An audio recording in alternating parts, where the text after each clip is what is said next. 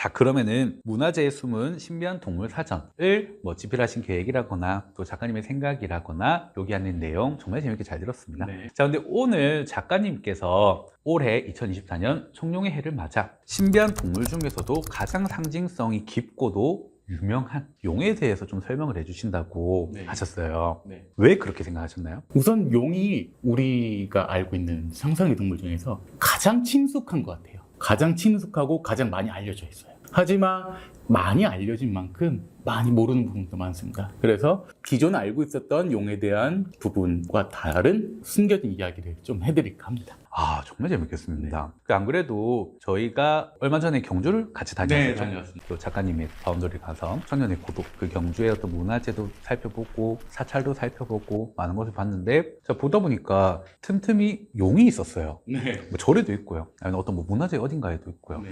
어딘가에 항상 용이 좀 자주 등장했던 것 같아요. 맞습니다. 이게 보면서 저는 속으로 용이 강해서 그런가? 라고 생각했는데 경주에는 왜 용이 많을까요? 일단 경주가 용이랑 굉장히 관계가 깊습니다. 신라의 시조인 박혁거세의 부인인 알령 부인은 계룡이라는 용과 함께 등장을 하고 있고요. 선덕여왕의 할아버지인 진흥왕. 진흥왕이 신라에서 가장 전성기를 이끌었던 왕이죠. 진흥왕이 영토를 넓히고 왕권을 강화했기 때문에 궁전을 하나 새로 지으려고 했습니다. 그런데 꿈에서 황룡이 나타납니다.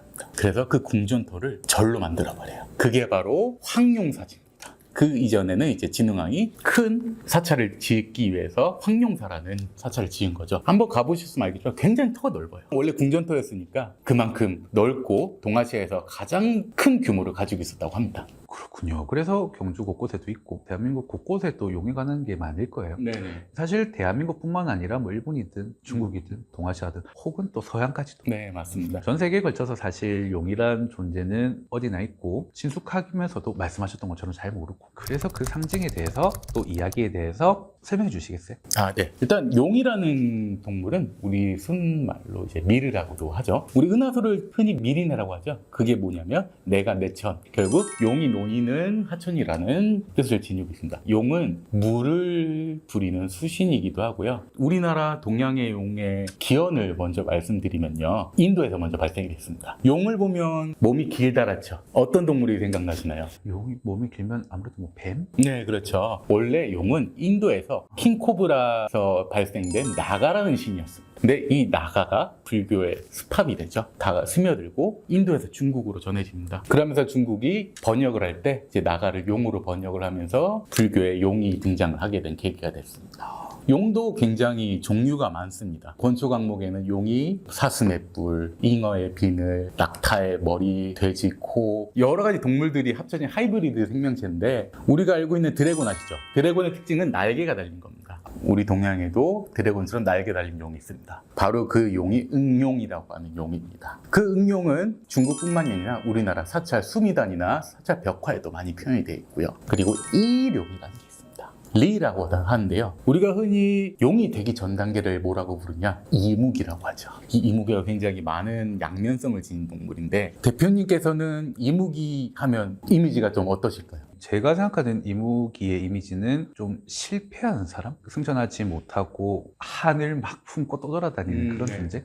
이무기 같은 경우는 두 가지 양면성을 지니고 있는데요. 하나는 대표님 말씀하신 안 좋은 이미지의 이무기. 속담 중에 저 사람 용 못된 이무기 같다라는 말이 있습니다. 그게 성격이 고약하던 사람이 나타날 때 하는 말인데 그리고 이제 꽝철이 지나면 또 한철이다라는데 꽝철이가 이무기의 그 우리나라 본토 토속어거든요. 아, 꽝철이. 네. 가뭄이나 흉년이 들 때 비유해서 이무기에 투영을 시키기도 합니다. 하지만 이런 부분도 있지만 좋은 의미도 있습니다. 결국은 용이 되기 전 단계죠. 그래서 궁궐에서는 이무기를 세자에 비유하기도 합니다. 경복궁에 보면 경회루가 있습니다. 아주 유명한 건물이죠. 네, 거기서 사신을 접대하거나 연회를 베풀던 곳인데 그 경회루를 진입하기 위해서는 3개의 다리를 걸쳐야 됩니다. 근데 그 3개의 다리 아무나 갈 수 있는 게 아니라 왕 전용이 있고요. 신하 전용이 있고 왕세자 전용이 있습니다. 왕 전용 다리는 당연히 용이 새겨져 있을 거고요. 신하가 다니는 다리에는 해치랑 코끼리가 있습니다. 그리고 왕세자가 다니는 다리에는 이무기가 새겨져 있습니다. 그리고 이묵이라는 그 단어 자체도 불교 설에서 좀 비롯된 걸로 지금 알려지고 있어요. 삼국유사에 보면 보양 스님이라는 스님이 당나라 유학을 마치고 신라로 돌아오는 길에 배를 탔는데 이제 용왕을 만난 겁니다. 그래서 용궁에 초청을 받아서 가서 용왕에게 불경도 배워주고 여러 가지 선행을 베푸니까 용왕이 자신의 아들을 내어줍니다. 자신의 아들을 내어주면 아무런 문제가 없을 것이다. 근데 이 아들의 이름이 이목입니다. 그래서 이목이 됐다라는 그런 설도 있고요. 그래서 이제 이 보양 스님이 땅에 들어와서 사찰을 짓는데 그 사찰이 지금 경북 청도에 있는 운문사입니다. 그 운문사를 짓고 얼마 있다가 고려가 건국이 되죠. 원래는 작갑사라는 절이었는데 태조왕건이 친히 또 경북 청도에 와서 운문사라는 편액을 내렸다 해서 그때부터 운문사가 됐다고 하고요. 그 후로 이목은 굉장히 선행을 많이 베풉니다. 자신은 거처도 없이 작은 연못에 살면서 사람들을 도와주는데요. 어느 날은 청도 사람들이 가뭄이 와가지고 굉장히 힘들었어요. 그래서 보양 스님이 이렇게 말합니다. 좀 비를 내려줬으면 한다. 그래서 기꺼이 이목은 비를 내려줬죠. 근데 여기서 하늘에 있는 천신이 화가 난 겁니다. 왜 내 허락도 없이 함부로 비를 내려? 그래서 일방적인 사형 선고를 내리죠. 이목한테. 집행관이 내려옵니다. 이목을 찾습니다. 그래서 보양 스님이 급하게 이목을 쬐끄맣게 만들어가지고 책상 서랍 이렇게 숨겨왔거든요. 이목 어디 갔습니까? 하니까 보양 스님이 저쪽에 있는 배나무를 가르치면서 저기 있어요 하니까 거기에 벼락을 치고 갔다고 해요. 또 이제 이목이 그러고 나서 나왔죠. 그 배나무가 또 벼락 맞아 죽은 게 엄청 안타까웠나 봅니다. 그래서 그 배나무를 어루만져주니까 배나무가 다시 살아났다. 이런 설화가 삼국유사에 있습니다. 이무기가 마냥 나쁜 거는 아니고 용이 되기 전 단계 혹은 용의 아들이라는 의미도 있다는 점 알았으면 좋겠습니다. 네, 이목의 이야기 너무 재밌게 잘 들었습니다. 혹시 또 뭐 용에 관한 또 다른 이야기 해주실 거 있으신가요? 용은 인도자의 역할도 합니다. 그것도 역시 불교에서인데요. 불교에는 반야용선이라는 개념이 있습니다. 그래서 반야용선은 피안의 세계로 데려다주는 인도자 역할인데 이 피안이란 단어가 육도윤회의 굴레를 끊고 극락왕생을 한다는 뜻입니다. 불교에서는 육도윤회라는 게 거쳐요. 계속 죽음과 환생을 반복을 합니다. 우리 인간한테는 업보고 죄입니다. 그래서 이 굴레를 끊고 인간으로 태어나든 동물로 태어나든 환생을 하지 않고 극락에서 영원한 편안한 휴식을 누린다는 자체가 피안이라고 하는데 이 피안은 또 바닷길입니다. 그 바다로 가는 배가 바로 용선입니다. 바다로 가는데 용선.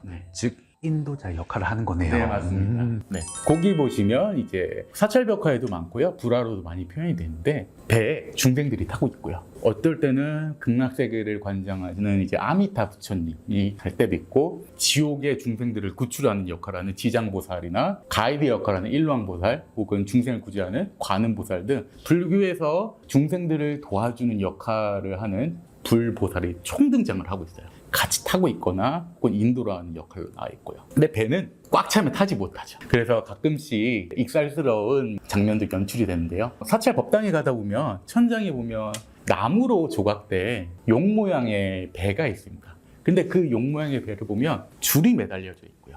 아주 귀여운 동자가 매달려 있어요. 이 동자의 이름이 뭐냐면 악착동자입니다. 우리 흔히 끈질기다를 뭐라고 표현합니까? 악착같이 한다고 하죠. 그 악착동자가 바로 이 악착동자고요. 네네. 어떤 사찰을 보면 이렇게 매달려 있기도 하고 한 사찰을 가다 보면 너무 급하게 와가지고 신발도 벗겨져 있는 그런 표현도 연출이 되기도 합니다.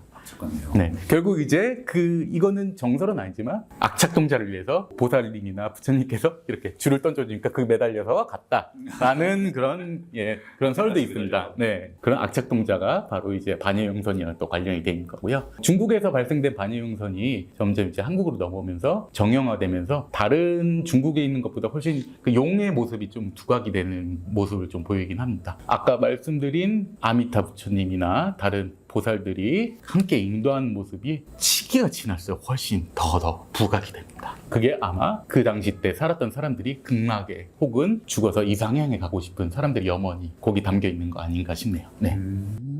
그렇군요. 네. 즉 용은 왕을 대변하기도 하고 인도자의 역할을 대변하기도 한다.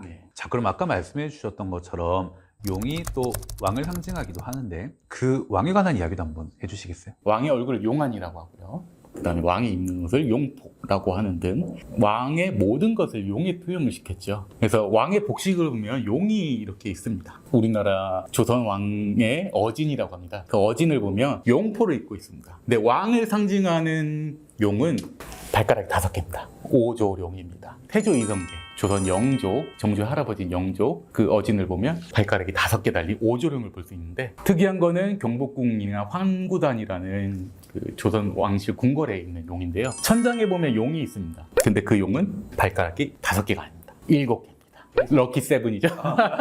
7조룡입니다. 물론 이제 그거는 아마 경복궁이 임진왜란때 불타서 없어졌지 않습니까? 재건이 되는데, 사실 이 경복궁이 엄청난 경제력이 드는 국가 프로젝트입니다. 게다가 그거를 책임졌던 인물이 흥선대원군이고, 그리고 흥선대원군은 여러 가지로 개혁을 하기 위해 엄청 애를 썼고, 물론 양면성이 굉장히 있는 인물이긴 합니다만, 그래도 이 조선 왕실의 위엄을 내세우기 위해서 무리하게 경복궁을 지었죠. 그래서 그 7조룡이라는 것 자체도 그 마음가짐이 거기에 투영되어 있는 거 아닌가 싶네요.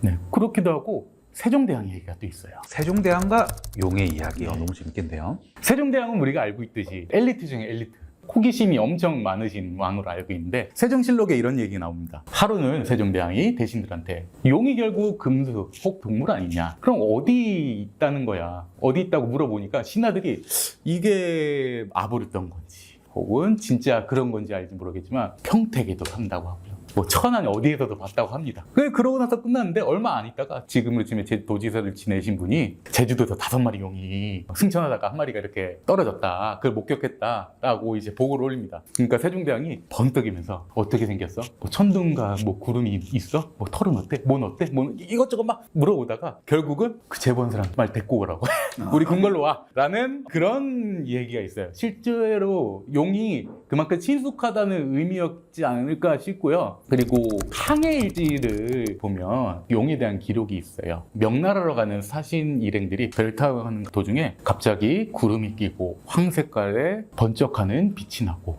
말로는 형용할 수 없는 모습이다 라고 기록되어 있는데, 이 기록을 그대로 그림으로 표현한 항해일지가 있습니다. 그 항해일지에 보면 용이 그려져 있어요. 이 사람들이 그렇게 하고 나서 바로 근처의 섬에서 제사를 또 지냈다고 해요. 편안하게 가게 해주십시오 하고 제사를 지냈겠죠. 그럼 이 사람들이 봤던 그 용은 뭐냐? 우리 가끔씩 기상현상 중에 용오름이라는 게 있습니다. 그 용오름이 바로 사람들이 사신단이 목격했던 그 용이 아닐까 싶습니다. 충분히 그럴 수도 있어요. 네, 충분히 그럴 수 있어요. 맞습니다. 우리도 왜 가끔 하늘을 가다 보면 뭔가 번쩍이고 하면 나 UFO 봤어 이렇게 그렇죠. 하잖아요. 뭐 물론 그럴 수도 있고 아닐 수도 있는데, 근데 생각해보니까, 듣다 보니까 혹시 용이 실제했던 건 아닐까요? 이거에 대해서 좀 말씀을 드리자면, 일본에 설용사라는 절이 있는데 거기에 용 미라가 있어요.